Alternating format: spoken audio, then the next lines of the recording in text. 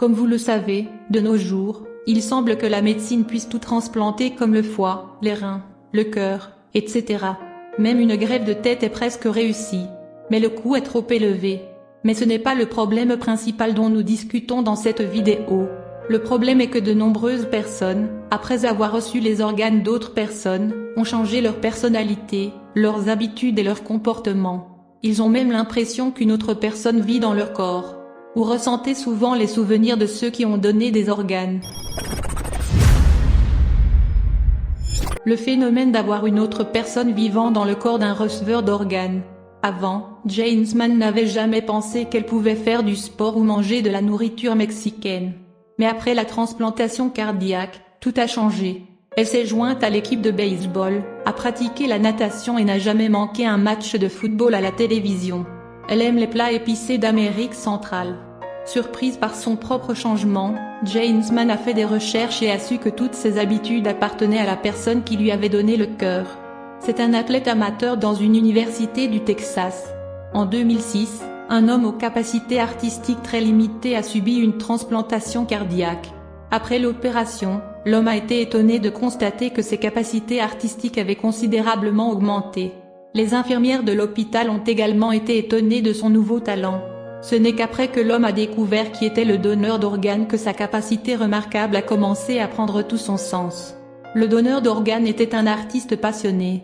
Est-il possible que les compétences du donneur aient été transmises au receveur par le cœur? Cela ne semble pas possible. Comment ce genre d'information peut-il être stocké en dehors du cerveau? Il y a 10 ans, le docteur Hagan a subi une greffe du foie après avoir contracté l'hépatite C en tant qu'urgentiste. Il admet avoir ressenti de nouvelles envies après la greffe. Je n'ai jamais mangé d'avocat auparavant. Maintenant, je mange un avocat tous les jours, a-t-il déclaré. Et avant ma greffe, je ne me souciais jamais des choses pour le barbecue, et après ma greffe, j'ai vraiment aimé le barbecue. Quelque chose d'autre a également changé pour le médecin urgentiste vétéran qui a été formé pour contrôler ses émotions. Après ma greffe, j'ai découvert que je devenais très émotif, à tel point que je pouvais aller à presque n'importe quel film et pleurer dans le film, et cela me ressemblait beaucoup. Le docteur Hagan adoptait-il les caractéristiques de son donneur, une personne qu'il n'a jamais connue? Un autre patient qui a reçu une transplantation cardiaque en 2012 a déclaré « Je rêve toutes les nuits. Rêver constamment d'un foyer heureux. Ma femme était au courant et m'a reproché de ne plus l'aimer. Je ne veux pas non plus rêver comme ça, mais quand je ferme les yeux, ces images apparaissent. L'image dont je rêvais était une maison idyllique dans laquelle se trouvaient la femme et les enfants de l'homme qui m'a donné son cœur. C'est un pauvre ouvrier mort alors qu'il travaillait comme ouvrier du bâtiment et d'une chute de hauteur. Le plus étrange est le cas que le docteur Paul Piersol a décrit dans un livre. Dans ce cas, une fillette de 8 ans a reçu le cœur d'une autre fille décédée dans un meurtre. La particularité est que la police a essayé d'enquêter pendant longtemps mais n'a pas pu trouver le coupable. Après avoir reçu le cœur, la petite fille a continué à rêver d'images effrayantes sur l'affaire. La police et les psychologues ont suivi la description de la jeune fille du portrait du tueur. Et ils ont en fait attrapé le criminel facilement. L'agresseur a ensuite dû avouer devant les preuves exactes de l'heure, du lieu et de l'arme du crime que la fille avait donné.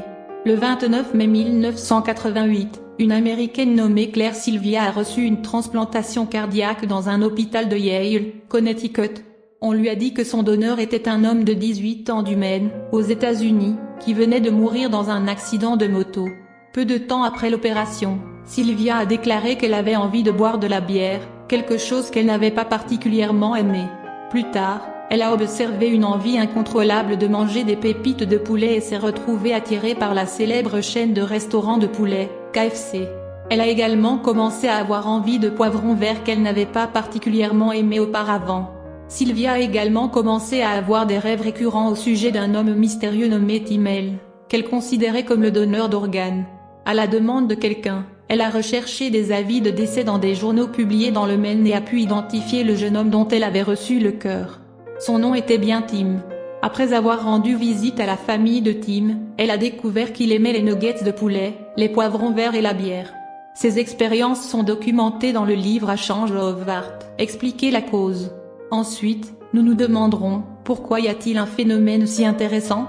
En fait, pas seulement vous, les scientifiques ont proposé de nombreuses théories à expliquer. Mais aucune des théories n'est vraiment fiable. 1. La première hypothèse, les scientifiques pensent que les patients sont intrinsèquement désespérés pour des maladies incurables. Lorsqu'ils reçoivent les organes d'autres personnes, ils ont l'impression de renaître, de se donner une seconde vie. Par conséquent, ils apprécient la vie et sont reconnaissants envers le donneur. Et ils feront ce que le donneur veut faire pour montrer leur gratitude et sentir que la vie a plus de sens. Mais cette hypothèse n'est vraie que dans certains cas, mais dans le cas de rêver de la famille du défunt ou des meurtres, ce n'est plus vrai. 2. La deuxième hypothèse est liée à l'ADN du donneur. Plus précisément, les scientifiques ont deviné que l'ADN des cellules des organes est psychologiquement affecté par le donneur alors qu'il est encore en vie. Et lorsque cet organe est transféré à une autre personne, il sera transféré avec la psychologie stockée dans la cellule. Le receveur aura une partie psychologique similaire au donneur. Mais en réalité, personne ne l'a encore prouvé. 3.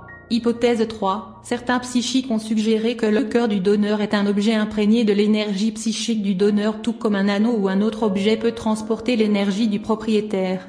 Le biologiste Lyall Watson suggère que les objets physiques avec lesquels nous sommes en contact intime peuvent effectivement prendre nos empreintes émotionnelles et stocker nos pensées et nos sentiments. Et bien sûr, les scientifiques n'ont pas encore trouvé de lien entre la mémoire et les cellules cardiaques. Et si cela est vrai, alors il y aura une contradiction. C'est le cerveau et non la mémoire qui stocke nos souvenirs. Et peut-être, nous aimons vraiment avec nos cœurs littéralement. 4. Et la quatrième théorie est pour ceux qui croient aux esprits. C'est parce que l'âme existe et réside dans ses organes. Lorsqu'une personne reçoit les organes d'une autre personne, le receveur recevra également l'âme de l'autre personne. Ou pas totalement réceptif mais toujours connecté. Ainsi, l'autre âme demande souvent de l'aide au destinataire pour certains travaux. Vengeance, par exemple, c'est le cas où une fillette de 8 ans a décrit le tueur. Que pensez-vous de ce phénomène? À quelle théorie croyez-vous le plus? Et avez-vous d'autres théories? Laissez un commentaire pour partager votre point de vue. Merci d'avoir regardé la vidéo. Au revoir et à bientôt.